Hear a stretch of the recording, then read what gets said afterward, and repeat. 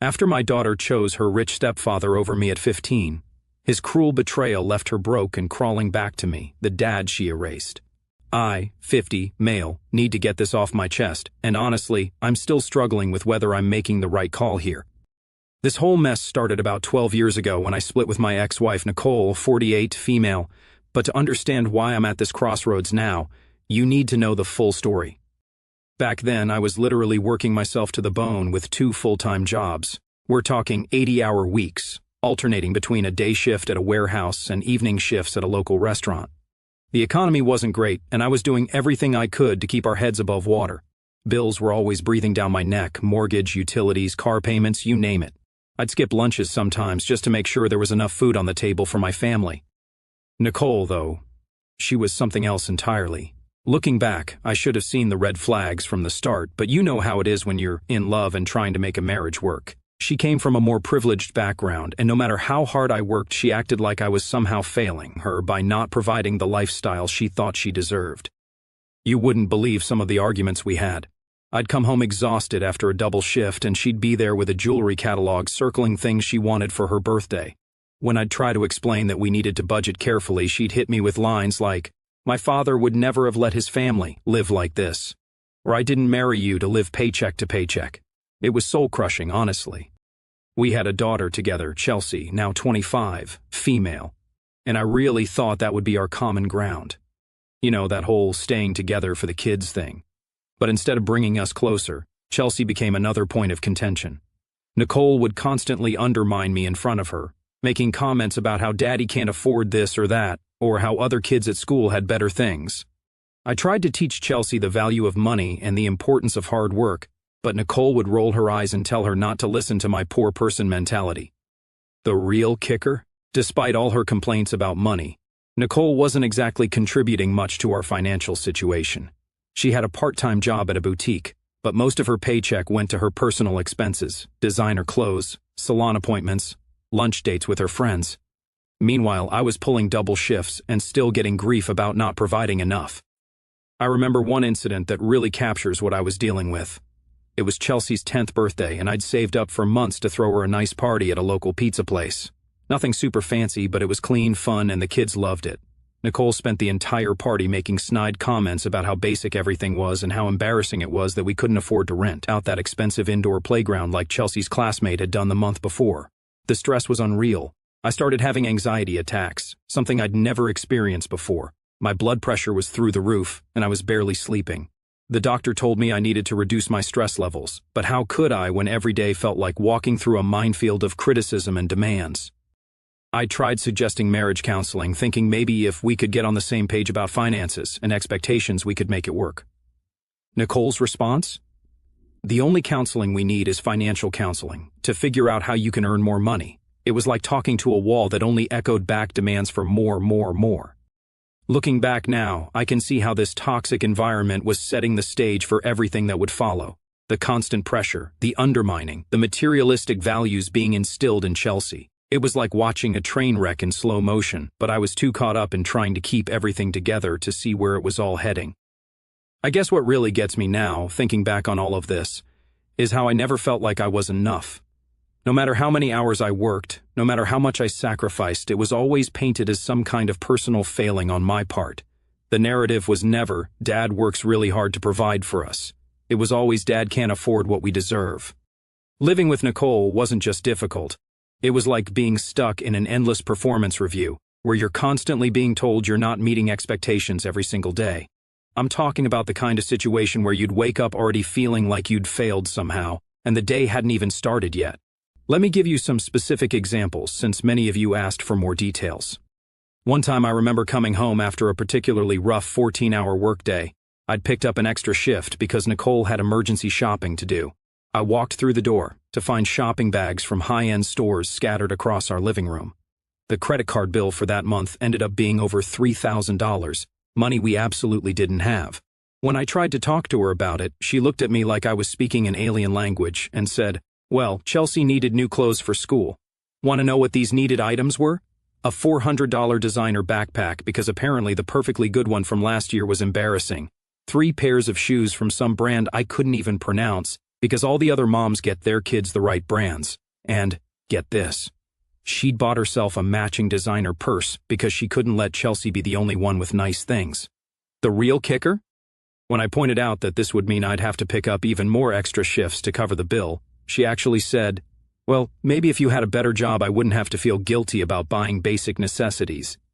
Basic necessities, that's what she called a $400 backpack. Eating out was another constant battlefield. If I suggested a family restaurant, Nicole would make this face. You know, the one where someone's trying to hide their disgust but wants you to see it at the same time. She'd spend the entire meal making comments loud enough for nearby tables to hear, "I can't believe we were eating at a place with plastic cups," or "I guess this is what passes for atmosphere these days." One time I'd saved up for 2 months to take her to a nice restaurant for our anniversary.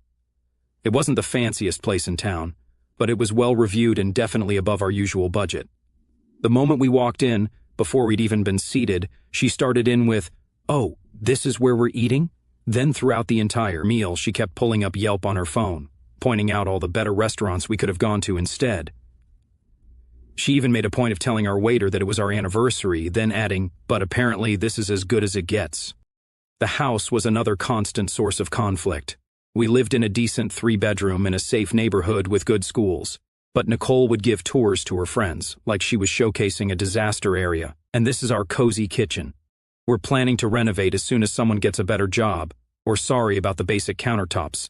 Some people just don't understand the importance of granite. The worst part was how she involved Chelsea in her materialistic mindset. She'd take Chelsea window, shopping at expensive stores, pointing out all the things Daddy can't afford to buy us. She'd encourage Chelsea to make wish lists of ridiculously expensive items, then act sympathetic when I had to explain we couldn't afford them. "I know, sweetie," she'd say. "I grew up having nice things too. Some people just don't understand our standards." Even basic household decisions became exercises in humiliation. When our washing machine broke down, I researched and found a reliable mid-range model that got good reviews. Nicole turned it into a 3-week drama, refusing to settle for anything less than some premium brand that cost 3 times as much. We ended up having to do laundry at her mother's house, who of course had the expensive brand, while Nicole told everyone who would listen about how I was forcing her to live without proper appliances. The constant comparisons to other families were exhausting. Every time one of Chelsea's classmates got something new, a phone, a laptop, a vacation, it became evidence of my failure as a provider. Nicole would casually drop into conversation how all the other dads managed to afford these things. She never seemed to consider that maybe those other families had dual incomes, different circumstances, or were drowning in debt to maintain appearances. Holiday seasons were particularly brutal. Nicole would spend weeks creating elaborate wish lists, then act martyred when I suggested we needed to stick to a budget. She'd tell Chelsea things like, "Well, honey, I guess we'll have to wait and see what Santa can afford this year," with this pointed look in my direction. One Christmas she actually returned the thoughtful gifts I'd carefully chosen and saved for, declaring them not up to standard, and used the money to buy one expensive item instead. The thing that really gets me looking back is how she managed to make everything about status and appearance. Even family game nights or movies at home weren't immune. She'd spend the whole time on her phone showing Chelsea pictures of what real families were doing with their evenings. The transformation in my daughter still haunts me. Chelsea, 15, female at the time, went from being this sweet kid who used to curl up next to me watching Star Wars and asking for piggyback rides to someone I barely recognized. The change wasn't overnight. It was like watching a flower slowly close, one petal at a time, until there was nothing left of the relationship we once had. The divorce was finalized when Chelsea was 14, and that's when Nicole's new boyfriend Steven entered the picture.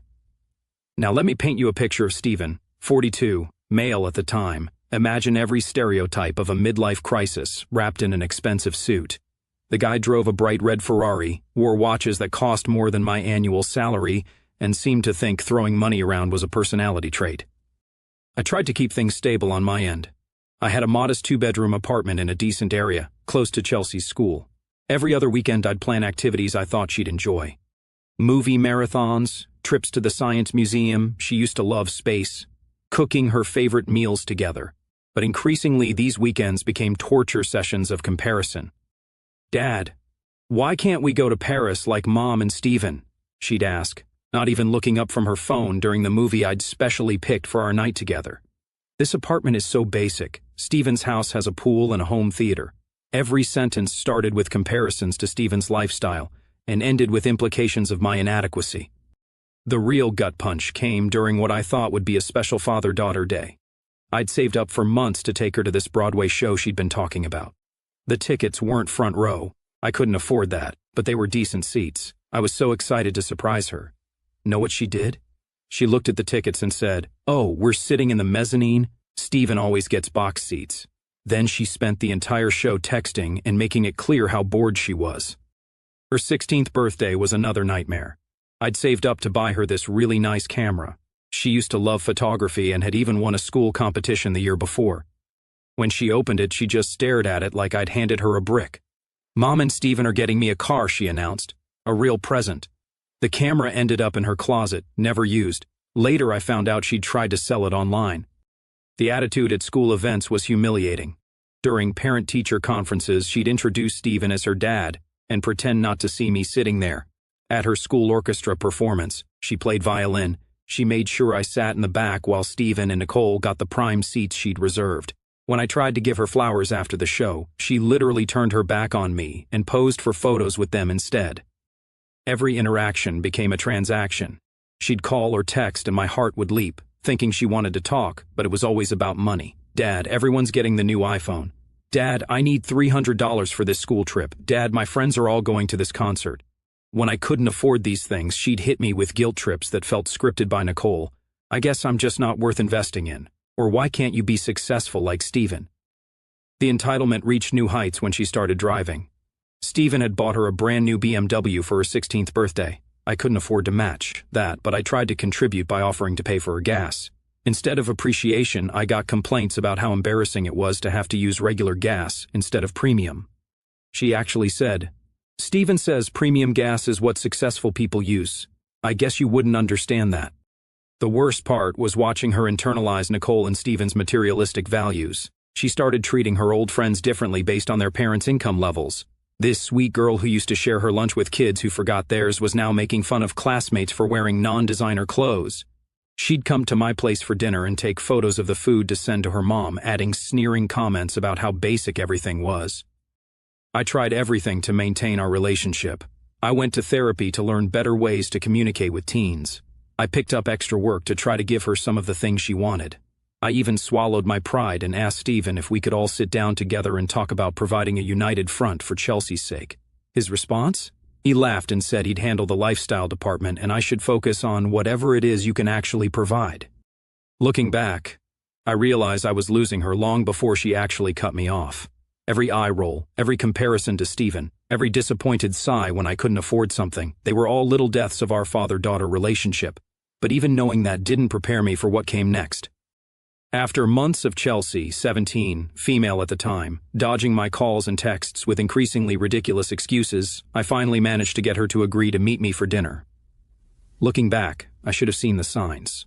She suggested meeting at this ridiculously expensive restaurant, the kind of place Steven would take her to instead of our usual diner. I think she knew I couldn't afford it, but I was so desperate to see her that I dipped into my emergency savings just to make it happen. I got there early, dressed in the nicest clothes I had, which, according to the looks from the staff, weren't nice enough. I waited at that table for 45 minutes past our agreed time, sending text after text, each one making me feel more pathetic than the last. When she finally showed up, she didn't even apologize for being late, just sat down, looked at her phone, and said, "I can only stay for like 30 minutes. I have plans later." The waiter came by, and without even looking at the menu, she ordered the most expensive items she could find. I watched her tap away at her phone while rattling off dishes I knew would cost me nearly a week's worth of groceries. When I gently suggested we might want to look at some of the more reasonable options, she rolled her eyes and said, "God, Dad, this is why I hate coming out with you. It's always about money." That's when I tried to have the talk. You know, the one where you lay all your cards on the table and hope for some kind of breakthrough. I started telling her how much I missed her, how it hurt that she was constantly canceling our weekends together, how I felt like I was losing my little girl. Her response? She put her phone down, finally looked me straight in the eye, and said with this cold smile, "You want to know the truth, Dad? I don't need you. You're always broke and can't give me the life I deserve." Do you know how embarrassing it is to have a father who can't even afford to eat at nice restaurants without checking the prices first? I sat there stunned as she continued, each word like a knife. Stephen takes me shopping and doesn't make a face when I pick something expensive. He gets me the latest iPhone without lectures about appreciating the value of money. He knows what it means to provide properly for family. Then came the real bombshell. She reached into her designer purse, a gift from Stephen, of course, and pulled out some legal papers. "I want you to sign these," she said, sliding them across the table like she was some kind of corporate executive closing a deal. "It's papers to terminate your parental rights. Stephen wants to adopt me officially." I felt like I couldn't breathe. The restaurant, with all its fancy decorations and well-dressed patrons, started spinning around me. "Chelsea," I managed to say, "you can't be serious. I'm your father. I've been there since the day you were born. Remember all the times we—" She cut me off with this laugh that didn't sound anything like my daughter. "If you're not going to keep up with my lifestyle, then what's the point of having you as my dad? Stephen can provide everything you can't.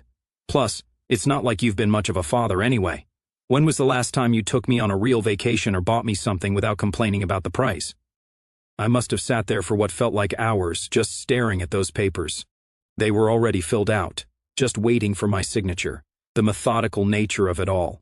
How she'd planned this ambush, chosen this expensive restaurant knowing I'd be out of my element, prepared this speech. It broke something in me. "Chelsea," I tried one more time. "Money isn't everything. I love you. I've always loved you. I've worked multiple jobs, missed sleep, skipped meals, done everything I could to provide for you. Maybe it wasn't enough for your standards, but it was everything I had to give."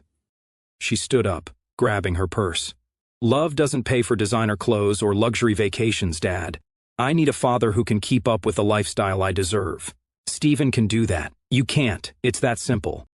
Then, as if twisting the knife wasn't enough, she added, "Oh, and you can take care of the bill, right? Since this is probably the last dinner we'll have together. You wouldn't want to end it by being cheap." She walked out, leaving me sitting there with an expensive meal I hadn't even touched, and a stack of papers that essentially asked me to erase myself from my daughter's life. The waiter came by with the check, and I handed over my credit card knowing it would be declined. I had to call my brother to help pay for the meal. One final humiliation.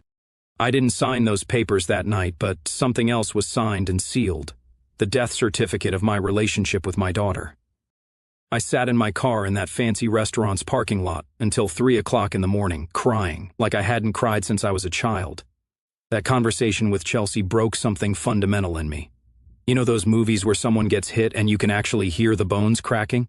That's what it felt like, except the breaking was happening somewhere inside my chest, somewhere doctors can't reach with their instruments. The first week after, I couldn't even get out of bed. I called in sick to both jobs, using up what little PTO I had saved. My phone kept buzzing with texts from Nicole, not because she cared, but because Chelsea had told her about the restaurant incident, and she wanted to discuss my selfishness in refusing to do what was best for our daughter. Each message was like another shovel of dirt on the grave of my former life. I started making mistakes at work, basic stuff I'd never messed up before. At the warehouse, I kept misplacing orders. At the restaurant, I'd forget customers' orders or bring the wrong dishes. My managers were patient at first. I'd been reliable for years, but after the third time I nearly caused an accident with the forklift, they had to let me go. The restaurant followed suit a week later when I had a breakdown in the middle of a shift, sobbing over a plate of spaghetti, because it was Chelsea's favorite dish I used to make for her. The job losses started a domino effect. Without income, I couldn't make rent. My landlord was understanding at first, but kindness has its limits when bills need to be paid. I had 2 weeks to clear out of my apartment, the same apartment where Chelsea's height marks were still penciled on the doorframe, where her old art projects were still stuck to the fridge with alphabet magnets. Here's the part I haven't told anyone until now. Not even my therapist knows the full extent of it. For 3 months, I was homeless. Not the kind of homeless where you're couch surfing at friends' places. I mean properly, genuinely homeless. I'd spend nights on subway platforms because they were warmer than the streets. During the day, I'd wander around the city, using the last of my phone data to apply for jobs while sitting in fast food restaurants, nursing a single coffee for hours just to stay somewhere warm. The worst part wasn't the physical discomfort, it was the shame. I'd duck into public bathrooms to wash up, wearing the same clothes for days because I couldn't afford laundry. I'd avoid eye contact with everyone, terrified I'd run into someone who knew me, someone who might tell Chelsea or Nicole about what had become of me. The irony wasn't lost on me. I'd finally become exactly what they'd always accused me of being, a failure. I hit my absolute lowest point one night when I was sitting in a 24-hour diner, counting change to see if I could afford a cup of soup. The TV was playing some entertainment news show, and there was Chelsea, my Chelsea, at some charity gala with Nicole and Steven. She was wearing a dress that probably cost more than I made in a month when I was working, talking about their recent family vacation to the Maldives. The interviewer asked about her family, and she gushed about how amazing her dad was. She meant Steven, of course. I wasn't even a footnote in her story anymore. That night, I found myself standing on a bridge, looking down at the water below. I'm not proud of where my mind went, but I need to be honest about how dark things got. What stopped me wasn't hope or courage. It was a random stranger, a maintenance worker heading home from his night shift. He took one look at me and just knew. Instead of calling the police or trying to talk me down with platitudes, he just stood there and shared his sandwich with me. We didn't even talk much, but that simple act of human kindness saved my life that night. The next morning, I swallowed what was left of my pride and called my younger brother. He lived in another state, and we hadn't been close since I married Nicole. She'd always looked down on his blue-collar lifestyle. He didn't hesitate. He just said, "I'm coming to get you," and drove 6 hours to pick me up. My brother let me crash in his basement, but more importantly, he helped me find a therapist who worked on a sliding scale. Those first few sessions I couldn't even speak. I just sat there and cried. The therapist suggested I start journaling, which felt stupid at first, but it helped me start processing everything. I also started going to the gym with my brother, not because I cared about getting in shape, but because it was somewhere to go, something to do that didn't involve thinking about Chelsea. There's something therapeutic about lifting weights when you're carrying that much emotional baggage. Every rep felt like lifting another piece of my old life, examining it and choosing whether to keep it or let it go. Recovery isn't a straight line. That's probably the most important thing I learned during this period. Some days you're taking steps forward, and others you're right back in that dark place, counting ceiling tiles in your brother's basement and wondering how your life ended up here. My brother, 44, male, was my saving grace during this time. Though I didn't appreciate it enough at first, he'd wake me up every morning at 5 o'clock for the gym, even when I'd curse at him and try to pull the covers over my head. "The weights don't care about your problems," he'd say, "but they'll help you carry them." It became our routine. Lift, shower, job hunt, therapy, repeat. The first real victory came 3 months into living with him. I landed a job at a logistics company. Nothing fancy, just entry-level work coordinating deliveries. The pay was modest, but it was steady, and more importantly, it was something I could build on. My boss, 52, male, was this gruff but decent guy who'd been through his own divorce hell. He saw something in me and started mentoring me in the business. That's when I met Rachel, 46, female. She wasn't some romantic comedy meet-cute. She was the HR representative processing my benefits paperwork. I must have looked completely lost trying to figure out the insurance forms because she offered to help me during her lunch break. We got to talking, and it turned out she was also divorced with 2 kids. Here's the thing about Rachel that hit me hard. She didn't try to fix me. After Nicole's constant criticism and Chelsea's materialistic demands, Rachel's simple acceptance of who I was felt almost foreign. When I told her about my past, including the homeless period, which I was deeply ashamed of, she just listened. No judgment, no advice, just genuine empathy. Our first date was nothing fancy, just coffee at this little place near work. I was nervous about suggesting it, worried it wasn't upscale enough, but Rachel just smiled and said she loved their muffins. We sat there for hours talking about everything and nothing. She told me about her kids, 14 male and 16 female, her own divorce struggles, her dreams of maybe going back to school someday. The relationship developed slowly, organically.